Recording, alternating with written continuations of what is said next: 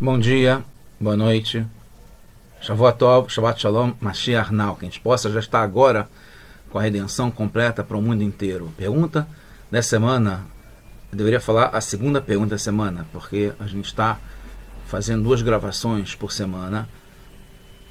Essa é ou a primeira ou a segunda pergunta, é se é bom chorar. É uma pergunta muito profunda. Precisa ter empatia, porque quando as pessoas choram, tanto crianças quanto adultos, tem algum motivo forte que os faz chorar, né? Não é provocado, não é um choro de artista que está representando. Geralmente o choro ele é profundo e às vezes é uma dor intensa. Então devemos ter o cuidado especial ao endereçar esse assunto. Nós vamos falar de uma forma sensível, que é importante, principalmente para aqueles que têm esse choro profundo, essa tristeza, às vezes depressão, um sentimento de desespero com relação ao choro. A gente está falando aqui do choro maior de todos os tempos, que é o choro pela destruição do Beit HaMikdash, que está ligado com a morte nesse mundo, com o que é negativo, o que é dolorido, sofrido, tudo que está ligado com uma destruição, uma quebra. Então, a pergunta é se é bom chorar. A resposta é sim, é bom chorar. A gente está no projeto Likutei Sichot. Esse é o capítulo 19 dos volumes do Rebbe, das Sichot do Rebbe. É o Shabbat Nachamu, a Parashá, a Sirá é sobre Shabbat Nachamu. Nachamu, o Shabbat é chamado assim porque é o Shabbat depois de Tisha B'Av, Parashat Vayetchanan, e começa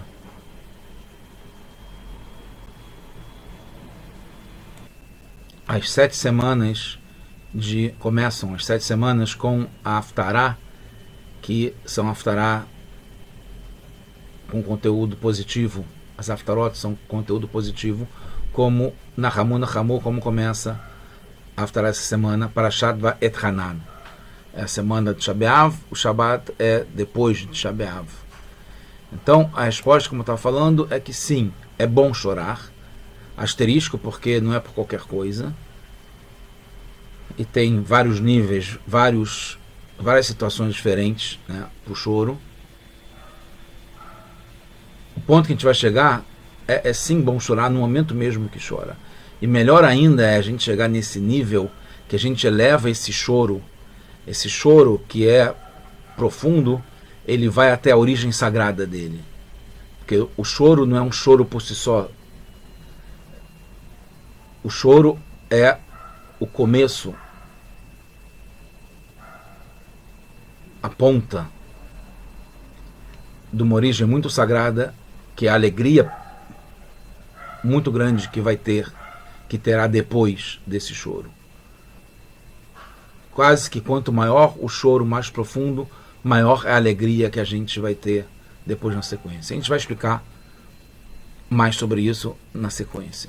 Então, o nome desse Shabbat chamado Nachamu, porque começa assim a Haftarah, que é aquela leitura que a gente tem posterior à leitura da Torá no Shabbat, e é de Yeshayahu, que fala Nachamu Ami, que o meu povo se consolou 2 vezes. Yomar Elokechem. Vai falar assim Hashem pra gente. É interessante saber que tem uma coisa especial, que é esse Kefel Lashon, que a linguagem é dupla. E os sábios se perguntam e tentam entender por que essa linguagem é dupla. Por que não é só Nachamu Ami? Por que não o meu povo vai se consolar? Por que meu povo vai se consolar, se consolará 2 vezes. Então, é trazido no final do tratado de Makot, no Talmud. Makot contam 2 histórias, falando sobre esse Nachamu, sobre esse tema de se consolar duplamente, e fala sobre a primeira história, que foi Rabban Gamliel, e Rabi Elazar ben Azariah, e Rabi Yoshua, e Rabi Akiva. 4 sábios estavam caminhando, estavam no caminho, e eles ouviram uma voz que falava o quanto que Roma, que destruiu o Beit HaMikdash e conquistou a terra de Israel, que estava distante, uma certa distância de onde eles estavam, e eles começaram a chorar. Os 3 sábios começaram a chorar. Rabi Akiva estava feliz, estava sorrindo, falou para eles: por que vocês estão chorando? E aí eles perguntaram para Rabi Akiva, ao contrário, por que você está sorrindo? Então eles explicaram que estavam chorando porque estavam vendo claramente um povo idólatra que fazia, se ajoelhavam para plantas e faziam incensos para outros deuses, e eles estavam lá seguros, sentados, calmos, tranquilos, em paz, e nós que somos povo judeu, ligados ao trono celestial de Hashem, a gente estava queimado, destituído, e a casa de Hashem a casa de Hashem estava queimada, e a gente desprezado. E aí o Rabi Akiva falou: justamente por isso que eu estou sorrindo.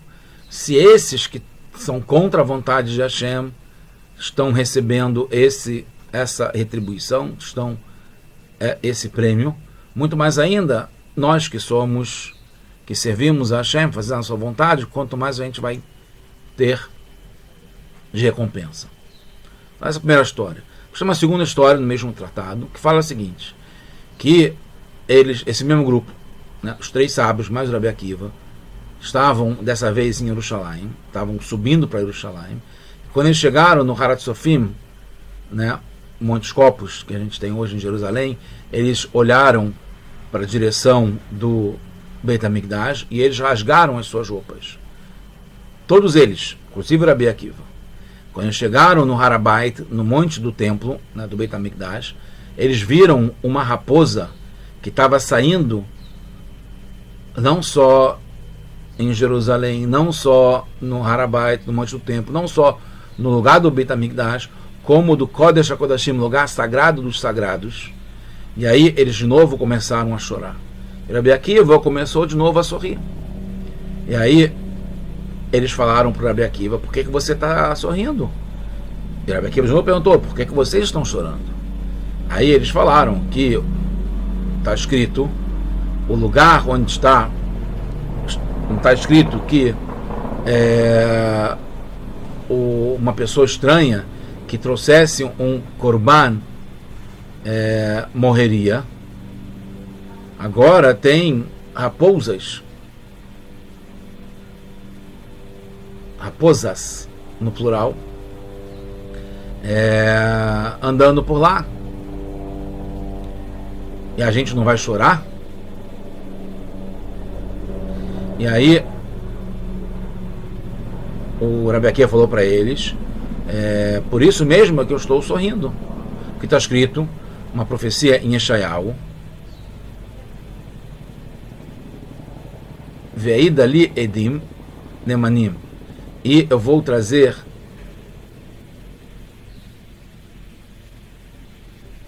testemunhas confiáveis, Uriah a Cohen e Zechariah ben Evarachiahu. O que tem o assunto de Uriah junto com Zechariah? Uriah fala em relação ao Beit HaMikdash, primeiro Beit HaMikdash. Zechariah fala do Beit HaMikdash Hasheni, do segundo Beit HaMikdash. E fala que uma profecia está ligada com a outra. Qual é a diferença das profecias? No Uriah está falando, isso fala em Mirá, que então, por causa de vocês, Tzion Sadet Echerash, que na terra de Tzion, que está ligado com Israel e em Jerusalém em particular, que vai ser dizimado o campo, o Sadeh, ficar pronto para ser arado. E Zechariah está falando que ainda vão se sentar Zequinim, Zkenot, homens jovens há mais tempo, idosos e idosas, nas ruas de Jerusalém, até que vai se cumprir a profecia do Uriah. Aí o Rebbe Akiva fala que, então, quando tinha já se cumprido a profecia, até que tivesse sido cumprida a profecia da Uriah, como está acontecendo agora nesse momento, que está vendo o quanto que o campo está dizimado e pronto para ser arado, eu não sabia que ia se cumprir também a profecia de Zechariah,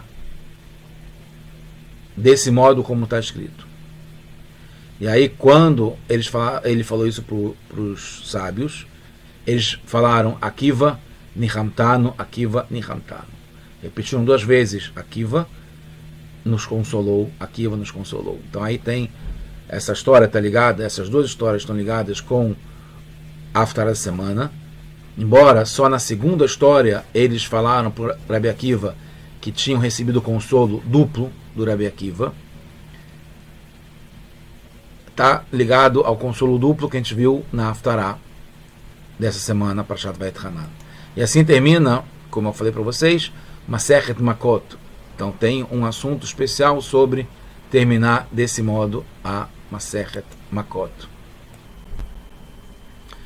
Então, vamos às perguntas e a gente vai se aprofundar e entender um pouco mais com a mensagem dessa Sihá e a questão do choro, como a gente falou.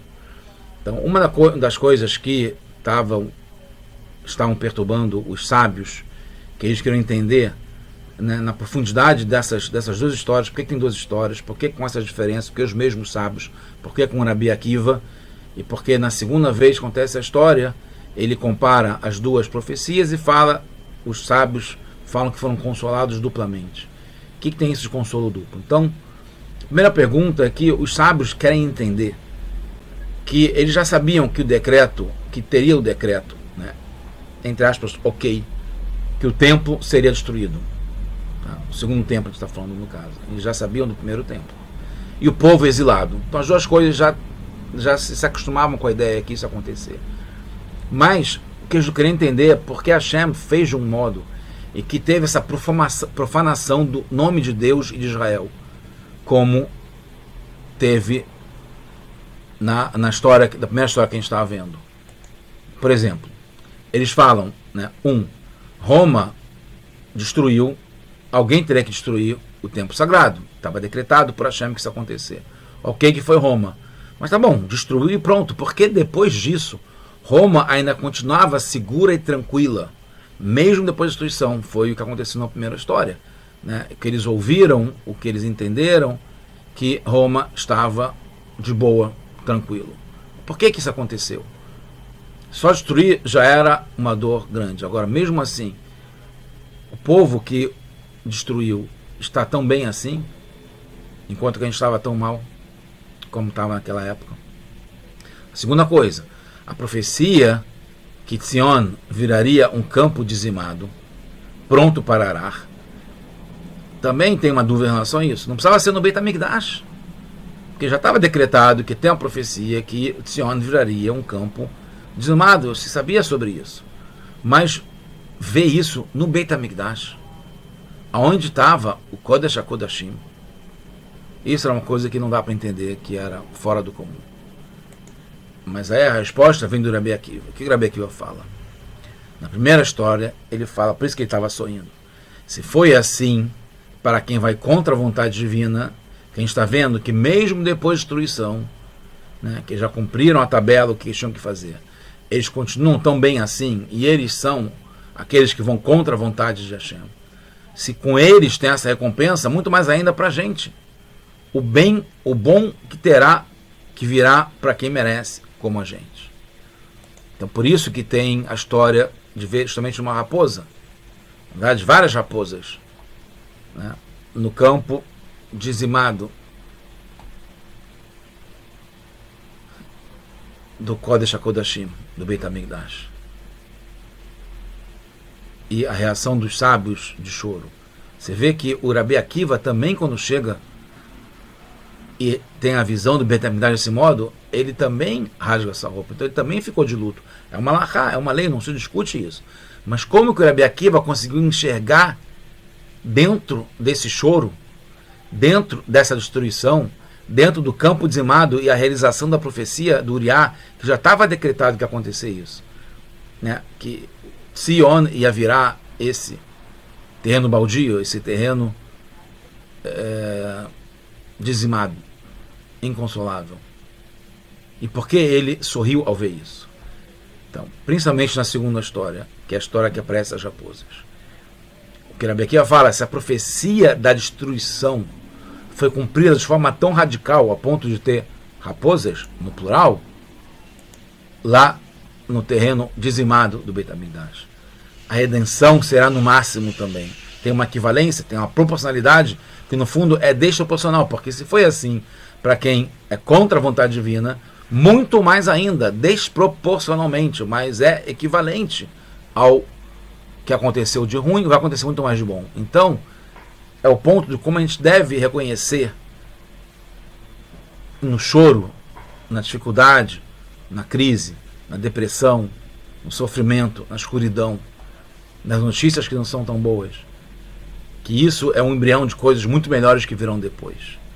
Nessa própria história que está sendo triste, difícil, insuportável, desesperador em alguns casos, a gente tem lá já a semente que vai ser muito melhor, justamente porque está tão baixo.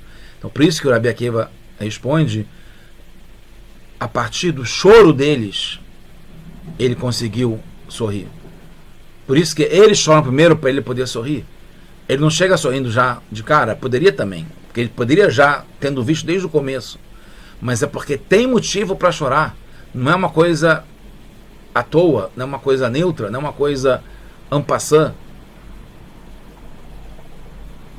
sem sentimento, sem empatia. É justamente porque o Rabi Akiva tem essa empatia, ele vê como é terrível, como é difícil, de aguentar, impossível de aguentar. Ele vê o choro, e aí isso, ele percebe o quanto que tem de alegria contida nesse choro, o quanto que foi tão para baixo, vai ser tão para cima, muito mais ainda. Então, essa profecia foi cumprida de uma forma tão radical, por isso que explica também uma coisa que poderia se perguntar, muito óbvia. Rabi Akiva não confiava que a profecia ia se cumprir? Não sabia que estava escrito em Michá, que fala sobre Yacoen, que fala em Zechariah? Então, se sabe a profecia que Zechariah fala, que a gente não vai sentar, senhores e senhoras, em Jerusalém, sorrindo, confraternizando, felizes. Então, qual a dúvida que ia se cumprir isso? E por que precisou cumprir a profecia da destruição para perceber e entender e acreditar na profecia da construção? É porque uma coisa está ligada com a outra. E porque aconteceu uma, vai acontecer a outra muito mais ainda, de uma forma muito mais exagerada, esplendorosa, fantástica. Então, é o que está escrito aqui. Nossa alegria será desproporcional ao choro, mas virá justamente porque teve motivo. Teve motivo para chorar. Por isso que o bom chorar, a resposta é sim, porque através do choro a gente internaliza, consegue já perceber naquele momento o quanto que vai ter de mais e mais e mais alegria, mais sorriso, que vai encher as nossas bocas, como o rei David fala no Shir HaMa'alot. Srok Pino, Ulshoneino, a gente vai ter a boca cheia de, nossa boca, cheia de sorriso. Entendemos também porque a profecia que fala do campo dizimado pronto para arar. Aí está o segredo. Né? Aí está o segredo. Porque não foi dizimado à toa. Uma coisa é destruir por destruir e continuar destruído. Foi destruído para ser uma preparação adequada para a construção. Por isso também, o Rebbe não fala nessa sirá, mas fica claro que quando vai crescer uma planta, primeiro a semente apodrece no solo. É como explicado, que não é que a pessoa é enterrada, ela é plantada. A semente, ela não é enterrada, não é afundada na terra, ela é plantada para crescer mais depois. Por isso que o terreno baldio, justamente, o motivo do choro, que foi a destruição, ver a destruição e ver como o outro povo estava bem, muito bem, isso é a ideia de limpar o terreno para poder crescer e construir muito melhor e muito maior antes. Então, quando acontece, Deus me livre, na situação, na vida de alguém, em algum momento, uma coisa ruim, isso aqui é a preparação para ter uma coisa muito boa crescendo em cima dessa aqui, justamente aonde está uma coisa que não é muito boa. O Rebbe traz aqui uma situação, nem entra tanto em detalhes, mas é interessante, se fala sobre diferença de tempos, né? O que acontece numa coisa e, consequentemente, o que vai acontecer num outro momento. Então, se poderia perguntar, tem uma discussão que é do Rabi Akiva com os Tanaim, com os sábios da Mishnah, se um doente, o médico fala para ele que ele está doente e ele não deve jejuar, ele conseguiria jejuar em Tzom Gedalia, que é um jejum um pouco menor do que Yom Kippur, porque de acordo com a Kabbalah, de acordo com a Torá. Mas que se ele jejuasse em Tzom Gedalia, não ia conseguir jejuar em Yom Kippur, que é um dia muito maior ligado à Torá. Mas se ele que são 6 dias de diferença entre um outro, 6, 7 dias. Mas se ele não jejuasse no Tzom Gedalia, que é menos importante, ele teria mais chance de jejuar no Yom Kippur, que vai ser 6, 7 dias depois. Então, se tem como fazer uma coisa para poder chegar na outra. A outra pergunta, de outro modo, trazendo para nossa atualidade, se o lucro que vem depois vale o investimento, que é uma perda, uma despesa, uma falta que a gente tem antes. Geralmente sim. A ideia é da gente investir agora para conseguir muito mais depois. A Rebbe Akiva diz que sim, que tanto o que está acontecendo agora de desprezar, profanar o nome de Hashem, como acontece hoje, que nem todo mundo conhece o nome de Hashem, que fala mal, que despreza, não só em relação a Deus, quanto em relação ao povo judeu também, que se permite isso, Hashem permite que isso aconteça, porque isso vai fazer com que depois tenha muito mais exaltação, enaltecer o nome de Hashem, justamente porque caiu tão baixo. Aqui Rebbe Akiva diz que sim, que vale a pena descer para subir depois muito mais. A mesma pergunta tem relação ao Brit Milá. Não estou falando sobre leis, sem conclusão, tem que estudar caso a caso, mas tem uma dúvida que aconteceu comigo também, quando eu fui fazer o Brit Milá do meu filho. Tem duas opiniões, tem que ser durante o dia, mas em que momento do dia?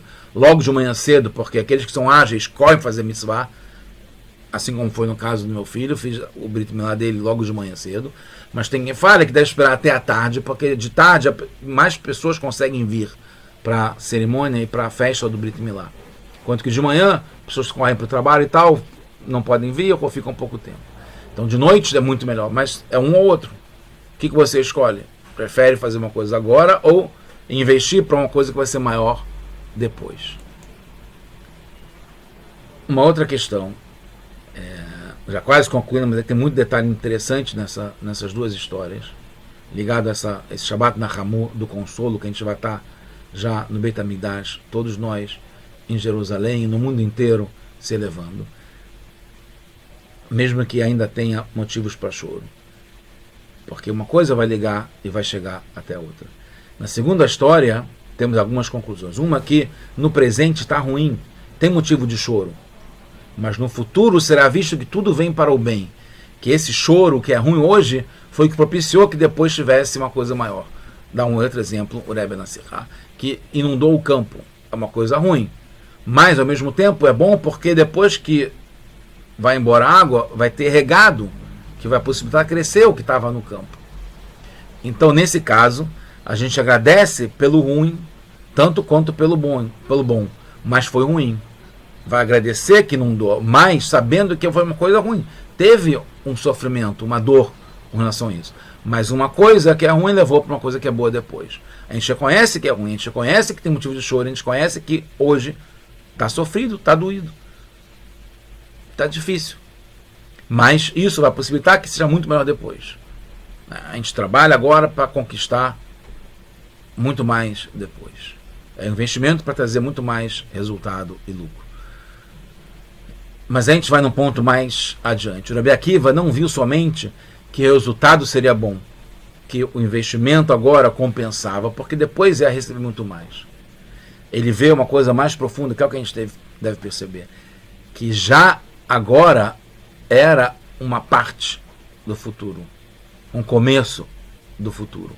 Por isso que o Mizmor Le'asaf é um dos Teilim, dos Salmos, que fala sobre o Beit HaMikdash, fala sobre a destruição do Beit HaMikdash, que é uma coisa triste, mas é chamado Mizmor Le'asaf. É um cântico de louvor, de alegria, e não um choro de Asaf, ou um lamento de Asaf. Por que é um canto de alegria do Asaf? Porque ele percebeu o amor de Hashem ao destruir e descontar nas pedras e preservar o povo. Então, mesmo na coisa ruim, já tem motivo de ter o canto, o louvor, o agradecimento. Não precisa somente ver o bom que sairá disso. O Kiddush Hashem, que vem depois do Hilul Shem Shamayim, que teve agora, da profanação do nome de Hashem, vai ter depois um Kiddush, uma consagração, um enaltecimento do nome de Hashem muito maior, que compensa o que passou agora. Isso é um nível. Mas tem um outro nível que é muito maior, que é o resultado na redenção, não é de outra coisa, é tudo uma coisa só, é justamente da destruição, da dificuldade, do terreno pronto para ser arado, dizimado, porque é daí que vai nascer o grande Beit HaMikdash, no mesmo lugar onde tem esse terreno, onde hoje, ainda, como posso dizer, passam raposas por lá. Isso é o duplo consolo. Nahamu, Nahamu, Akiva Nechamtanu, Akiva Nechamtanu. A grandeza e capricho no futuro, que é um resultado do que hoje está acontecendo, e a grandeza já no presente, que é o que eu estou falando, que é muito mais. A gente já perceber agora que Uriah Cohen e Zechariah estão no mesmo verso, como está explicado na Gemara, no Talmud. É no mesmo verso, porque os dois são testemunhas. Uma é testemunha da parte negativa da destruição, e uma testemunha da parte positiva, que vai estar todo mundo bem em Jerusalém. Mas as duas testemunhas estão no mesmo verso, porque são um testemunho só. A mitzvah é o testemunho, é edut, que se divide em duas separadas, em momentos diferentes. Um testemunhando sobre a destruição, outro sobre a construção, mas é uma coisa só. Então esse é o ponto, esse é o rápido, aqui a gente conclui. A gente vai perceber que foi uma descida grande, que ainda está numa descida grande, mas foi para chegar num nível muito superior na redenção. A gente vai agradecer, o derrak é naftabi, a gente vai agradecer que a gente foi sacudido. A gente vai entender quando acontecer. Agora ainda é, no momento da sacudida, ainda é difícil. Mas está escrito na profecia que a gente vai agradecer porque a gente foi sacudido, porque justamente esse sacudir fez com que a gente despertasse, que é o que está escrito, que a gente vai pedir justamente estando longe, estando Sham, lá longe, na galuta, no exílio, na dificuldade, na crise. Aí a gente pede por Hashem. Então, onde a gente está mais longe, a gente quer chegar mais perto. Isso vai compensar tudo que a gente passou. Esse choro, que foi bom chorar, porque não só o choro depois levou o sorriso, como no próprio choro já tinha a grandeza do que ia acontecer depois, já tinha a profecia do Zechariah, de uma forma muito mais. Se chegou no extremo de provocar o choro, de a gente não aguentar, soltar o coração, se entregar, a gente vai fazer muito mais isso com alegria, que a gente vai estar agora já no Beit HaMikdash, a Shlishi, no terceiro Beit HaMikdash, que vai ser eterno, já agora para todos nós, só coisas boas. Vamos nos consolar de forma dupla, e dupla está ligada com a linguagem de redenção, com todas as 5 letras de linguagem de redenção, e essa última agora ligada ao Tzadik, que a gente esteja já agora, já com Mashiach Now.